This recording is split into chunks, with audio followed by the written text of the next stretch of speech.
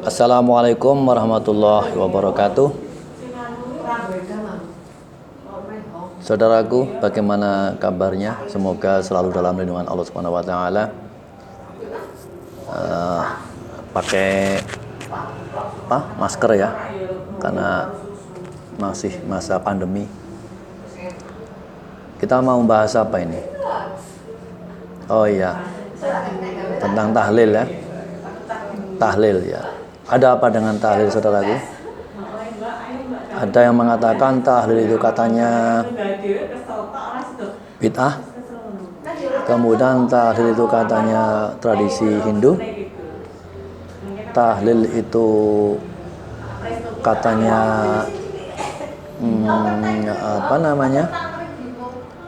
menghadiahkan pahala kepada mayit. Itu ada sebagian yang mengatakan tidak sampai, mengada-ada dan lain sebagainya. Baik.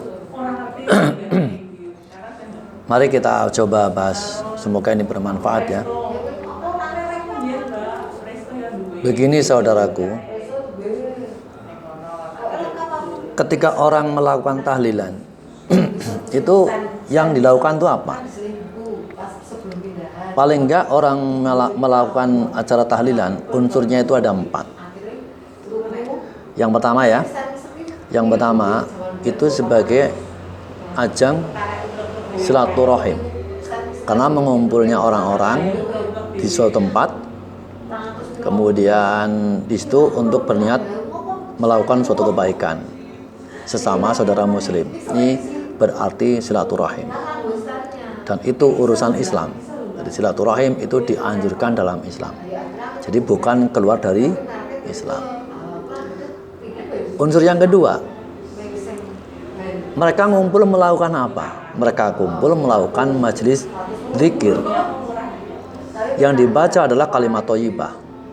Subhanallah, walhamdulillah, Allahu akbar. Kemudian puncaknya adalah tahlil.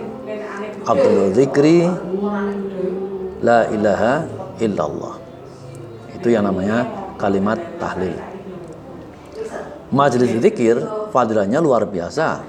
Malaikat-malaikat saja mencari majelis zikir, begitu ada langsung buru-buru dicatat, berebut antara malaikat dan segera melaporkan ke Allah Subhanahu wa taala.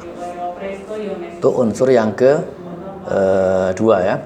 Unsur yang ketiga adalah bersama-sama mendoakan kepada almarhum atau kepada si mayit, dan mendoakan kepada orang yang sudah meninggal itu tuntunan Rasulullah, bukan siapa-siapa. Ketika kita sholat jenazah itu berarti sama aja dalam sholat itu isinya doa untuk si mayit. Itu berarti mendoakan mayit, yang mendoakan kebaikan supaya diampuni, supaya mendapatkan tempat yang baik di sisi Allah, kemudian dibebaskan dari azab kubur, yang ujung-ujungnya supaya bisa masuk ke dalam surga. Itu berarti apa namanya? Kebaikan antar atau sesama saudara muslim, baik yang sesama muslim yang masih hidup maupun yang sudah mati.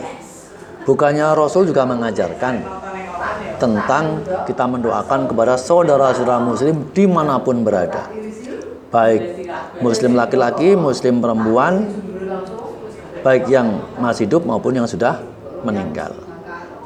Doanya adalah Allahumma ighfir lil muslimina wal muslimat wal mu'minina wal mu'minat al ahya'i minhum wal amwat, baik yang hidup maupun yang sudah mati.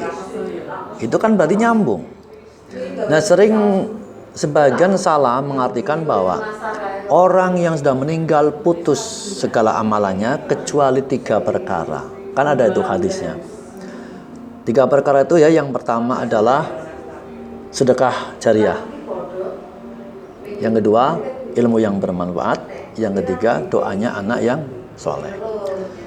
Dianggapnya ini saja yang bisa nyambung kepada orang yang sudah meninggal.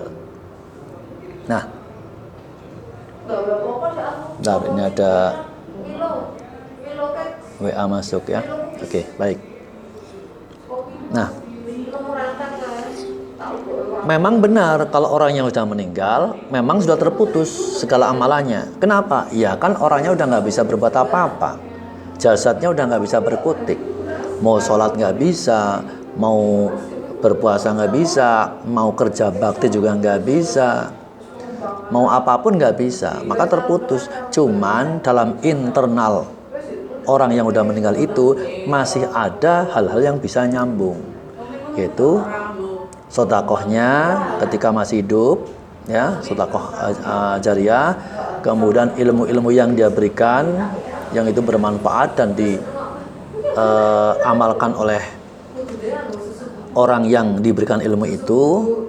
Kemudian yang ketiga, kalau dia punya anak yang selalu mendoakan kepada orang itu. Nah, itu nyambung.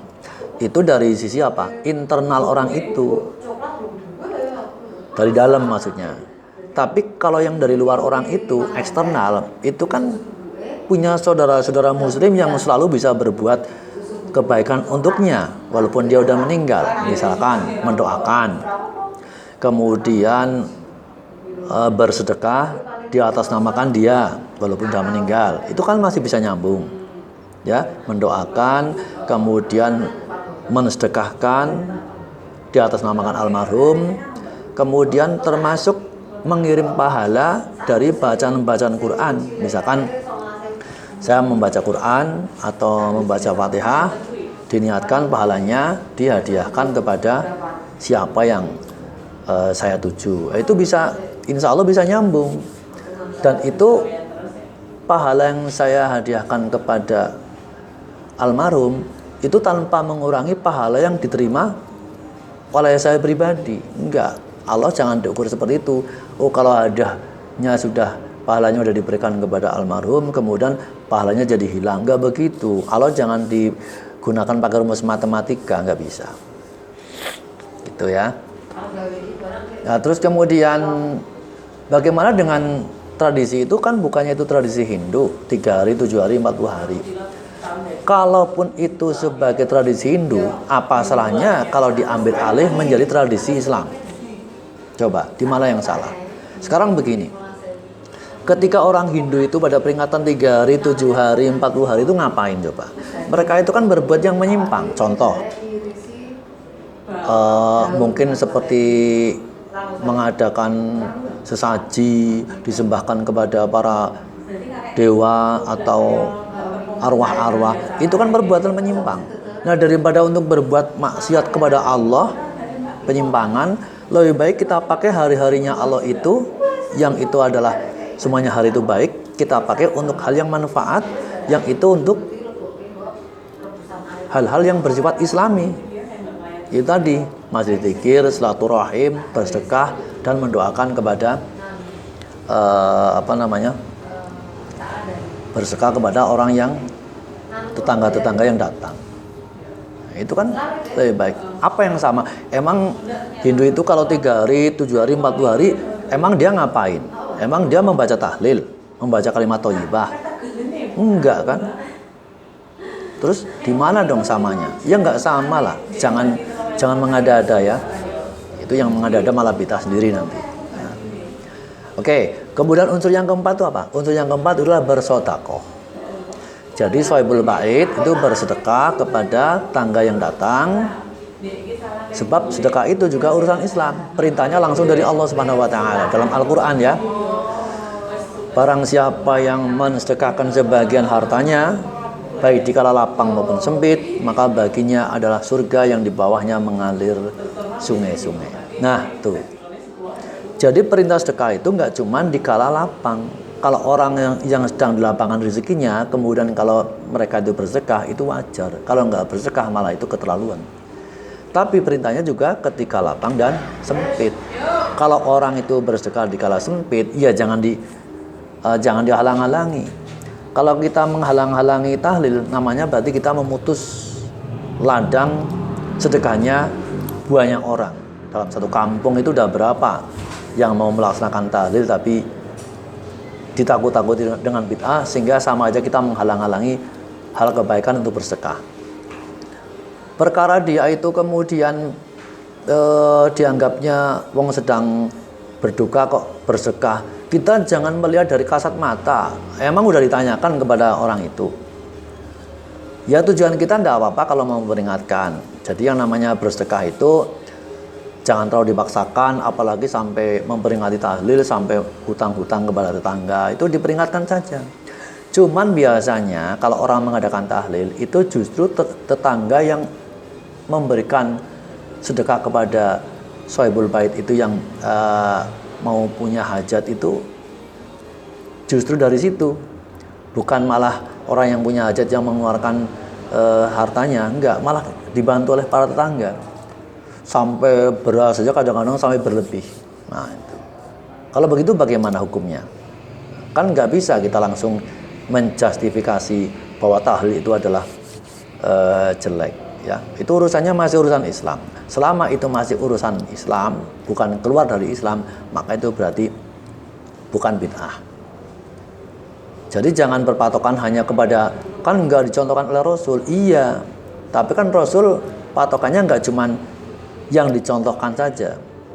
Tapi kalau itu amalan-amalan yang urusan Islam dan Rasul nggak melarang, itu pun masih dalam kategori sunnah. Kan jelas hadisnya begini. Man ahdatsa fi amrina hadza ma laisa minhu fahuwa raddun. Man ahdatsa, barang siapa yang mengadakan suatu perkara dalam agama, ya, fi amrina dalam agama, hadza ma laisa minhu, yang itu adalah bukan urusannya, fahuwa raddun, maka itu tertolak. Sekarang yang dimaksud dengan hadza ma laisa minhu itu apa? Itu berarti yang bukan urusannya. Nya itu berarti apa? Nya itu berarti urusan Islam, yang keluar dari Islam. Nah, sekarang kita bermain bahasa. Yang tertolak berarti yang tidak berhubungan atau berurusan dengan Islam. Tapi kalau yang maminhu, tadi kan yang ditolak kan malaisa minhu. Tapi kalau yang maminhu, berarti yang masuk dalam urusan Islam, kan berarti tidak tertolak. Nah, coba dipahami secara bahasa, makna bahasa. Ya, makanya dalam memahami dalil itu harus benar.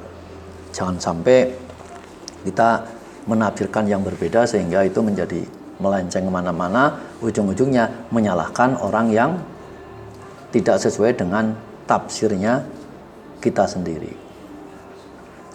Baik saudaraku, itu lah. Kemudian apa lagi ya?